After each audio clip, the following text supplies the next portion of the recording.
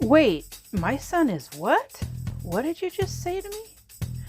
It's called perseverating, the emergency room doctor said. Oh, there's a word for that. So it's normal under the circumstance, right? Yes, the doctor said. It's normal for a brain injury. Oh, my son is perseverating. Simple things you can do when you feel like poo. Perseverating.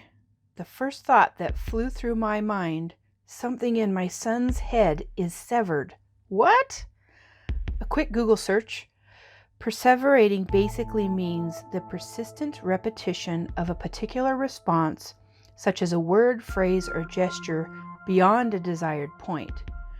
It's most commonly seen in survivors of brain injuries, i.e., concussions. Concussions cause the brain to shake back and forth quickly inside the skull, and they can have a serious effect on a teenager's developing brain. Perseveration is derived from the word persevere, not to be confused with perseverance. Perseverance is persistence in doing something despite difficulty, or delay in achieving success, like determination despite how hard it is or how long it takes to reach a goal. Perseverance is a good thing in a teenager. Perseverating is not good at all, and I'm not ashamed to admit I am scared for my son.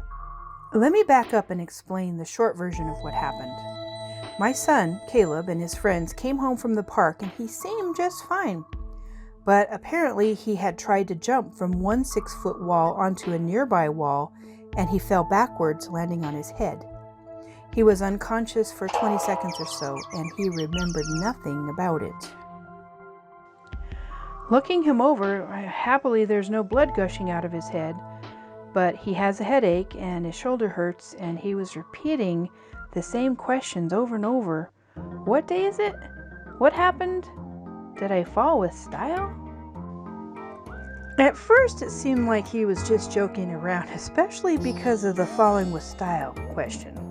So I put some essential oils on his head, his neck, and feet while trying to assess the situation and my own fears of A, oh my word, what's happening with my sweet boy, and B, oh my word, I don't do emergency rooms, hospitals, or doctors. And it's not that I don't like them personally, but we have just never had a need for them yet. And the bigger reason, fear exercises a restraint.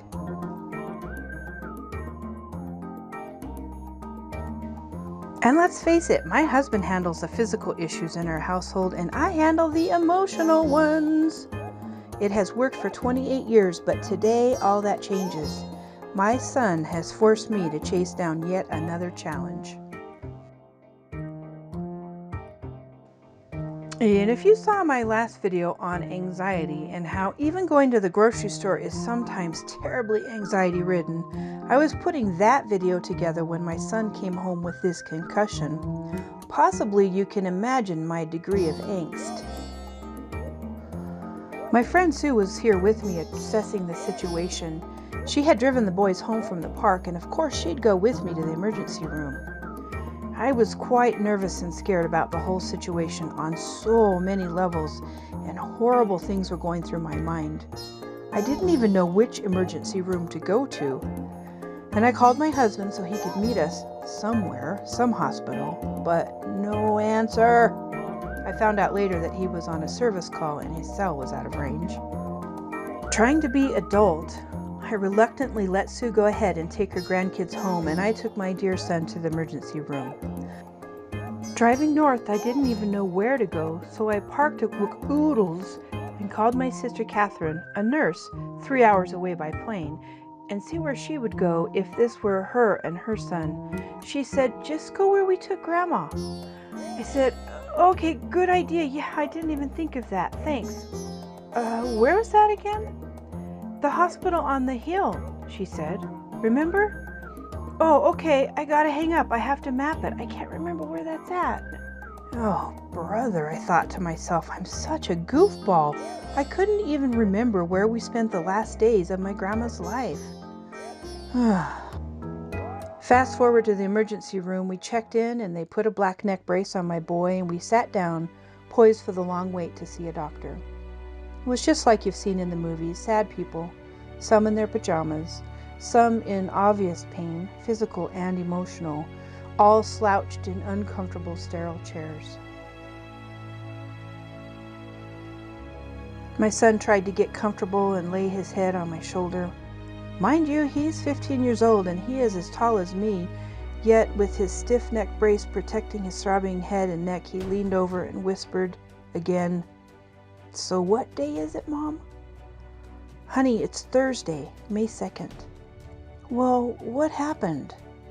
"I'm guessing it wasn't a longboard accident because these are not my longboard shoes," he'd say. I had put his less scummy shoes on after I put oils on his feet. And I'd say, "No, it wasn't a longboard accident, honey. You fell off a wall and you hit your head." "Well, did I at least fall with style?"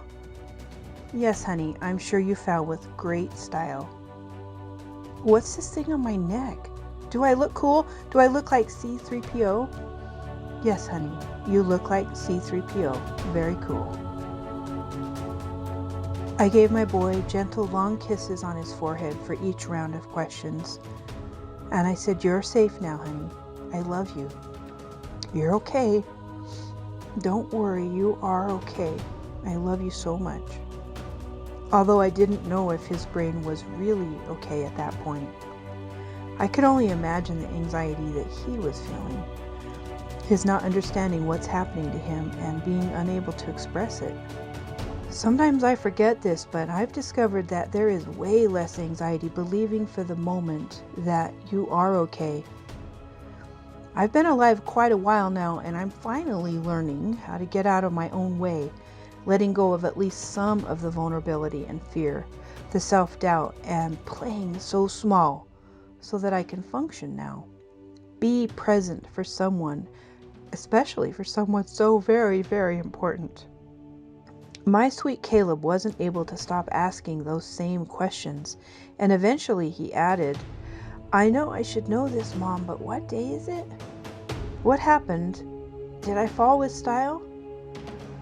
I could almost see his traumatized brain trying to wrap his mind around the thing that happened. He was so stuck, with no way to be able to let go of what had happened, unable to see any other possibility. My other sister, Jenny, came while we were waiting, and she made both Caleb and I laugh and lightened the mood, making the time pass more pleasantly. And after the CT scan results and getting cleared by the doctor, we got home from the hospital, ate dinner, and by 10 o'clock at night, 8 hours later, he was still repeating the same questions. What day is it? What happened? Did I at least fall with style? An article I read said all people perseverate to some degree, but most don't realize it. Like when a song gets stuck in our head or something someone says, we keep repeating it. Eventually it goes away, and of course we don't have the memory loss piece. Imagine the anxiety you feel if you couldn't unstick a thing. My Caleb slept 16 hours that night. 16 very long hours from my perspective. When he finally woke up, it was without the perseverating. I am beyond grateful. What I learned with this experience, when a person is perseverating, they are not able to express their needs. Unfortunately, this is the case for many of us as adults, even without brain injury and perseveration, because we want to avoid the repeat of pain that we experienced earlier in our lives, of not having our needs met, and so we eat more pizza, or we become more reactive, or we continue to disembody, and we compensate with various addictions. After the things like air, sleep, water, food, the physical things, at our very core, we need to know that we are safe, that we're cared for, and that we're loved. Without these needs being met, then we are constantly in survival mode, trying to get them met. Here's a simple thing you can do for yourself to reconnect and become aware of what it is that you need. Take several cleansing breaths, and then on your next inhale, imagine energy flowing from the soles of your feet, up your legs and body, up your arms and shoulders, sweeping all the blocks and constrictions of energy before it. Now exhale strongly through your mouth, squeezing your belly vigorously, and release all your tensions, negative thoughts, and feelings. Relax, sitting tall and straight. Notice how you feel. Repeat this several times. This breath is nice for clearing away negative thoughts and feelings and releasing tension, nervousness, fear, and anxiety. And then you can more easily become aware of what it is that you need.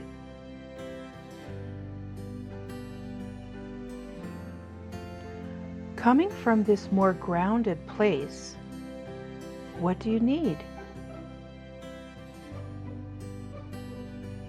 You are safe. You are loved.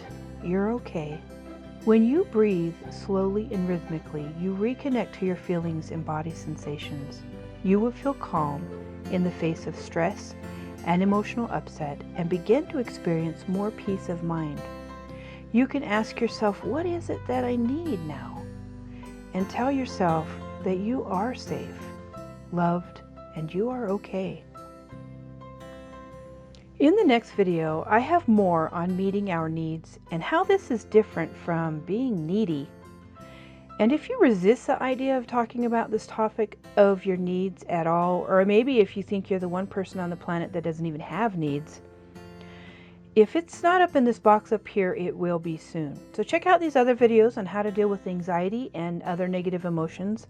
Please subscribe if you've benefited from this content, and let me know your experience and how I can help you to meet some of your emotional needs. Gentle care to you and yours.